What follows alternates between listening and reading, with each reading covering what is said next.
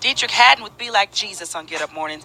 It is 8 minutes past the top of the hour on this terrific Tuesday, No, it's not July. It's September the 4th. July, huh? All right, guys. That's what's on my paper, man. Hey, man.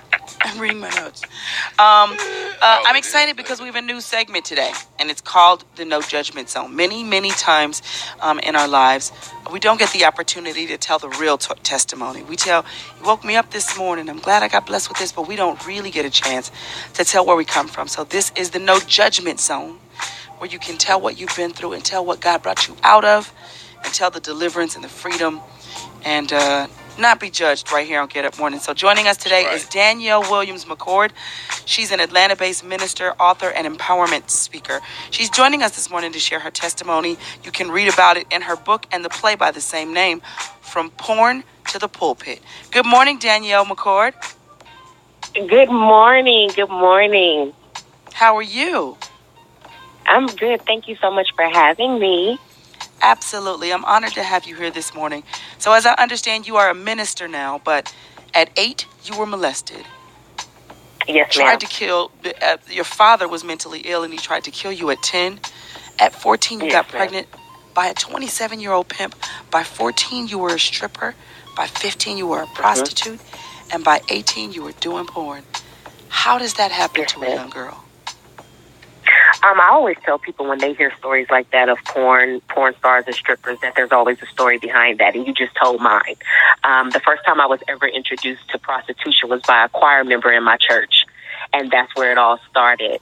And so it was my environment, it was the trauma that I had went through as a little girl that opened up those doors to so many other things. Yeah. Wow. What was your household like growing up? Very dysfunctional, very dysfunctional. And for every parent listening, I always tell them that be very mindful of what you do in front of your children, because they're watching and soaking up every little thing, every negative thing, whether you're fighting physically or, verbally, they're picking that up. And so I thought as a little girl that dysfunction was normal. Wow. Mm-hmm. So the church that you went to, you said someone in your choir introduced you to some of this stuff. How did you get out? Tell us about the deliverance. Tell us how you got out of it.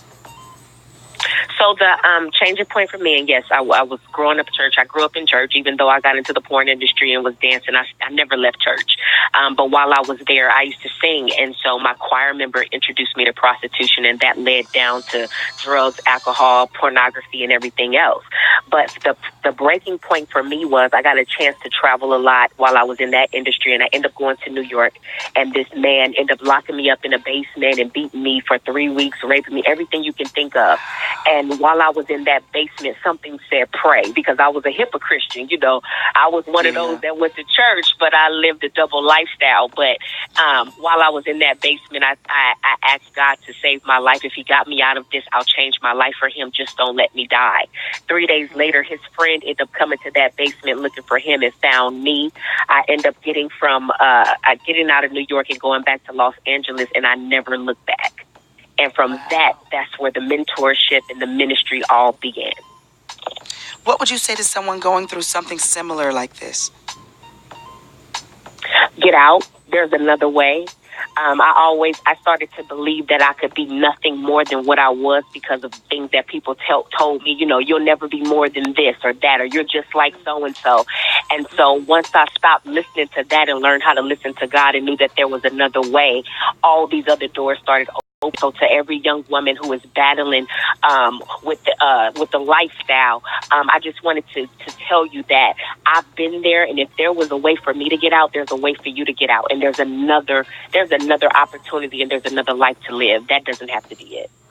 There's a scripture that says with every temptation, he will always provide a way of escape. So I think you just have to look for the door, look for the way out, especially when you get tired and overwhelmed and you desire God. He desires you even more than you desire him.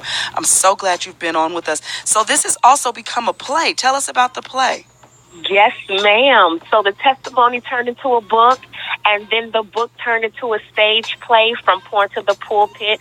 For the book and the play, we have started off in Atlanta. We made our way to Baton Rouge. We're making our way to a city near you. And this is something that you can. I just, Erica, I turned my tragedy into triumph and my pain into a platform.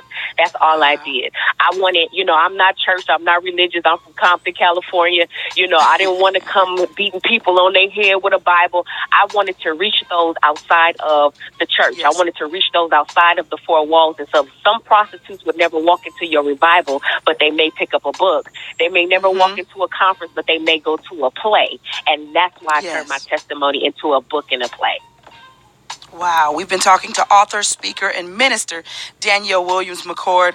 She's the author of the book and the play, From the Porn to the Pulpit. Thank you for your honesty. Thank you for being willing to share and help other women. Where can we find you and keep up with you and your ministry? Oh, awesome. I am at www.dwmministries.com. I am also on Facebook at Danielle Williams-McCord and Minister Danny, that's DANNY, on Instagram. DWM.com. That's it? DWM Ministries. DWM Ministries. Got it. Thank you Yes, so much for being with us today. We appreciate you, Minister McCord. May God continue to bless you and elevate you and give you his peace and give you the strength to keep bringing people out of the dark places. God bless you. Thank you. Same to you.